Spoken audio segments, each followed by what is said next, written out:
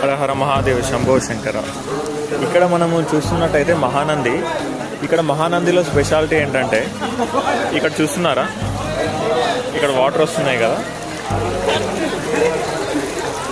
So గర్భగుడిలో నుంచి మనకి వాటర్ అనేది ఇక్కడ రావడం జరుగుతుంది. సో గర్భగుడిలో లింగం ఏదైతే ఉంటుందో ఆ లింగం పాదాల నుంచి, ఆ బేస్మెంట్ నుంచి ఈ కోనేరులోకి వాటర్ రావడం జరుగుతుంది. ఇవి ఎక్కడి నుంచి వస్తున్నాయని చెప్పేసి ఎవరికి తెలియదు. ఇన్ఫ్యాక్ట్ వాటర్ కూడా చాలా అంటే చాలా క్లియర్ క్రిస్టల్ లాగా ఉంటాయి. మీరు ఇక్కడ చూస్తున్నాం కదా, ఇంత ప్యూర్ వాటర్. ఈ మళ్ళీ చల్లగా ఉన్నాయండి. మనం ఏ సీజన్లో వచ్చినా కూడా హాట్గా ఉంటాయి వాటర్ కూడా. ఇది ఈ సీక్రెట్ అనేది ఇప్పటివరకు ఎవరికి తెలీదు. కాకపోతే ఇక్కడ ఒక మ్యాజికల్ మూమెంట్ అనేది ఇక్కడ ఉంది.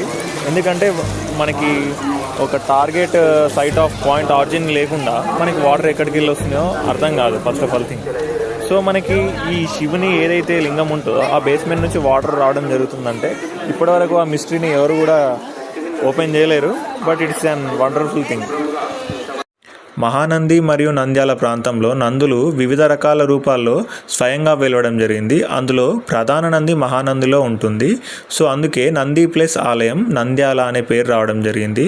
ఈ కోనేరులోని వాటర్ చుట్టుపక్కల ఉన్న గ్రామాల్లో 35,000 నుంచి 40,000 ఎకరాలకు సరిపడు నీరు రోజుకి ఈ కోనేరు నుంచి వదలడం జరుగుతుంది.